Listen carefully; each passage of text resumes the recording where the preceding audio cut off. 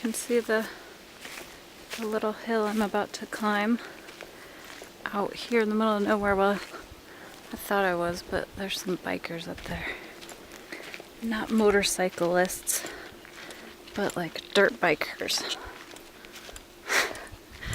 I just put my citronella on for the mosquitoes. I'm using my Canon, and because of the sun I can't even tell if I'm in focus, so apologize if I'm fuzzy. I'm a little fuzzy. Just do some stream of consciousness today. I did realize I left off on my last video intending to talk about EBV and I didn't. This book I keep talking about, Medical Medium, almost to the end, and I've already recommended it to like 5 people because when I was a kid I had Hashimoto's thyroiditis, where they tell you it's because your immune system is attacking the thyroid. But what the medical medium says, who claims to have had a spirit guide since the age of 4, he says it's because of multiple strains that science hasn't even discovered of the Epstein-Barr virus. And then there's multiple strains of the shingles virus that also don't cause rashes, so you don't know that you have them. And they're viruses, so we're dealing with these thyroid issues, and they present as multiple types of so I'm breathing heavy because that was a steep hill. Probably didn't look like it. The perspective in the camera is different than real life. But anyway, these symptoms from these different strains of virus present as all these kinds of mystery illnesses that have been given names, labels, but doctors aren't solving them. They aren't giving people real answers. So we're getting diagnoses like chronic fatigue syndrome and fibromyalgia and lupus and Lyme disease and thyroid issues, Hashimoto's especially. And for me, they just destroyed my thyroid and started giving me synthetic hormone since the age of 15 and said, okay, you're good. But I wasn't. I was really worse. But I could never solve it. It's literally been the bane of my existence. It's been the thing I've been trying to solve my whole life. And so for me, even though I can't get my own doctor on board, my doctor's pretty cool. He's way more in tune than most doctors. So he's actually helped me a lot since I started seeing him. But I don't think I'm going to get him on board with the medical medium stuff, which I don't think many people are going to get on board with because it's in advance of science, presumably. If it's correct, it feels right. The information feels true. So I'm recommending people to read this book. The other thing is that's so interesting to me, and I've touched on this briefly in a couple of videos, is that I was guided to eat raw fruits and vegetables. And that's a huge part of healing from this virus. See, we're not getting nutrients in our food. When you cook the food, you kill the enzyme, you kill, well, my doctor even said recently, the best source of vitamin C is red bell peppers, but if you cook them, you kill 100%. Sorry, not kill, but you deactivate the C molecule, and the parts of the C molecule separate, and then you get ascorbic acid, which people call vitamin C, but is actually only one tiny part of vitamin C. What you really need is the full vitamin C molecule.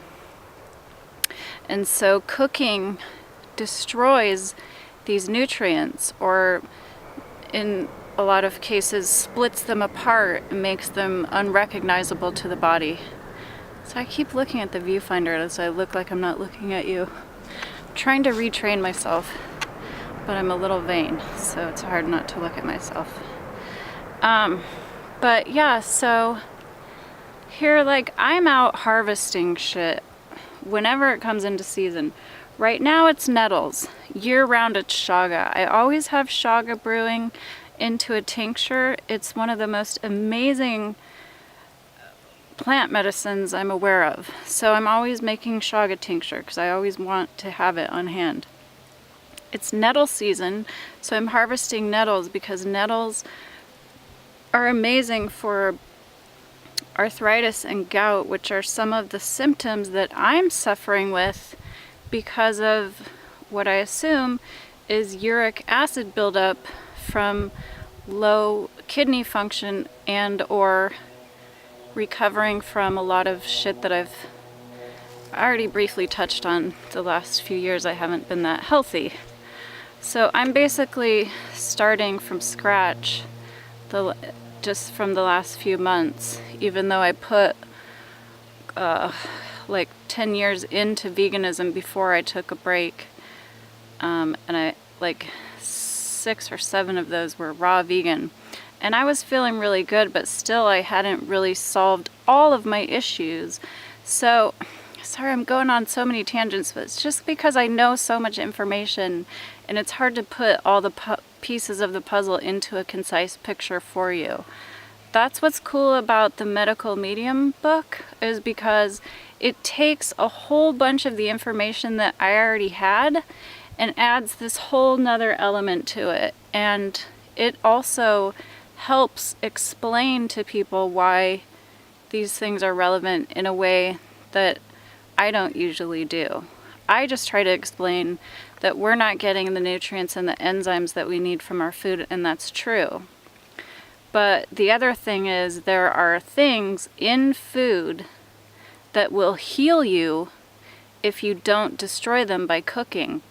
Now, even freezing, you're gonna lose like 50% of whatever benefits are in each food. And we don't even know half the shit that is in food that is available to us.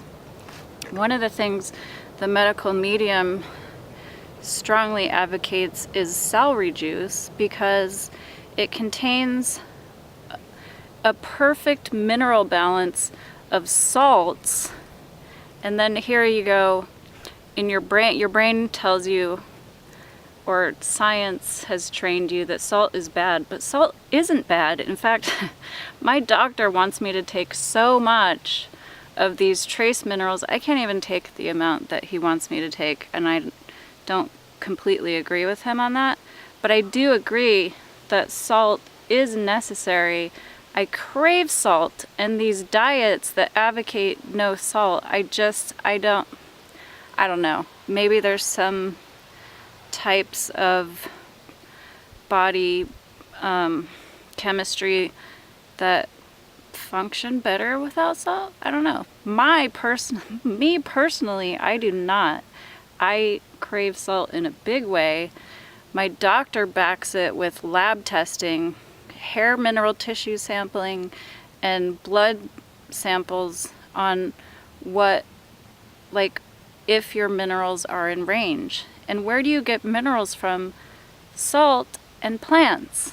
And celery especially has the perfect blend of salts that actually not just your body needs, but actually can work on eating up pathogens. So celery juice I've been drinking just straight. You're supposed to not add anything to it. And then fruits, like, your body functions on glucose. And then most people who are suffering from these multiple strains of the Epstein-Barr or the shingles virus also have a heavy metal overload. Now in the book Medical Medium, he also explains that heavy metals are actually what's behind ADD and autism. And it's interesting because these perspectives that haven't been shared before, they make perfect sense. So these heavy metals in the brain are causing the brain to have to make new pathways for information. And that's why you get what looks like unfocused attention, but it's actually just the brain, as smart as it is, using its abilities to create new ways to function, to do its job. And so autism, we are aware, has like interesting levels of intelligence that we can't exactly explain. There's more I don't even know how to explain it. It's better if you read the book. But basically your brain has created these new pathways, and so it's using parts of the brain that it wouldn't normally use. And that's why you get these upper level intelligences that come with some weird side effects. That's what autism and ADD are. Anyway, if you are suffering from any of these issues, gosh, it is just so hard to be in the world right now and to have this information. And for me personally, one of the main reasons I spend so much time in the woods, besides the fact that I'm out here harvesting my medicine, is that it's really hard, it's really difficult for me to be around people who don't want, how am I trying to say this? I care more about some people than they even care about themselves. And that's so difficult for me. And it's really difficult to like try to explain to people, you know, like, because maybe they feel fine so they can drink beer or, you know, take recreational drugs and whatnot. But I don't know when the camera cut out. Mosquitoes! They're swarming me.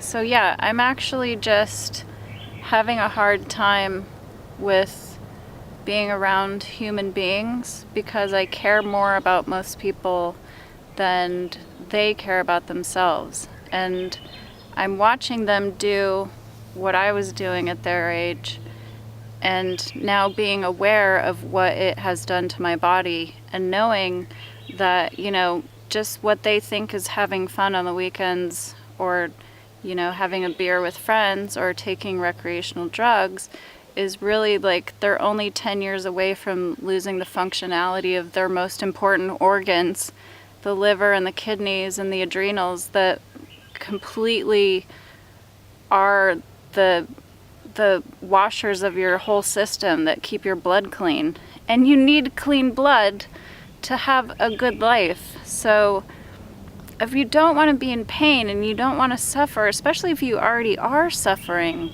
you've got to get off the garbage. You've got to get off the booze. You've got to get off the intoxicants. You've got to get off the cooked dead food, especially the meat and the dairy. And then we step into like, well, what do we substitute for meat? And then you start going for the soy, which is also bad for you. I talked about that in a recent video. And it's like, gosh, why don't people want to believe that the food that grows on the earth is what we're supposed to eat, not all these chemicals and manipulations that companies have done to get your money so that they can live an abundant life while you're fucking dying because of it. And nobody is like going to beat it into you or knock that shit out of your hand so you don't eat it. It's up to you. It's like the whole concept of whether or not chemtrails are real or dangerous. It doesn't even matter if you're going to put poison into your own body. Now I can look at my hair mineral tissue sample after doing, 10 years vegan and eating tons and tons of heavy metal cleansers like cilantro and spirulina and stuff like that, and I can show you almost no heavy metals in my body. And so what people are afraid of with the chemtrails are these things, these chemicals and these heavy metals that they think are going to kill them, but they're actually just eating it. So your body is actually made to cycle that shit out, and there's foods that can actually help you do that come from the earth. The spirulina, the cilantro, these foods that you can grow or harvest from the ocean or go to the store and buy. And instead you're worried about them spraying the skies.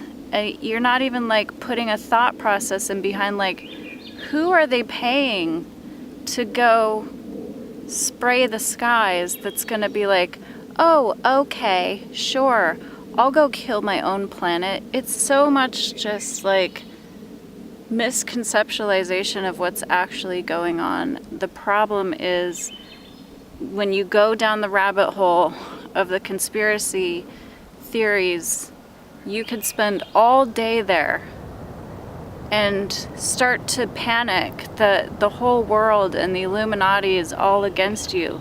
But literally, it's just this right here. It's you putting it in your own mouth, and it's your choice. And if you stop putting it in your own body, then your body can clean out all the other shit that you're afraid of. And once you come back into clarity and awareness and the ability to manifest your life, the fear-based thinking just resolves. And you realize all your paranoia and shit is just false, because no one has any control over you besides you. And isn't that awesome? Because you're the person that you're always with. You can save yourself. You can start today. You could start tomorrow, or you could start today. Hey, you should start today. I'll talk to you guys later.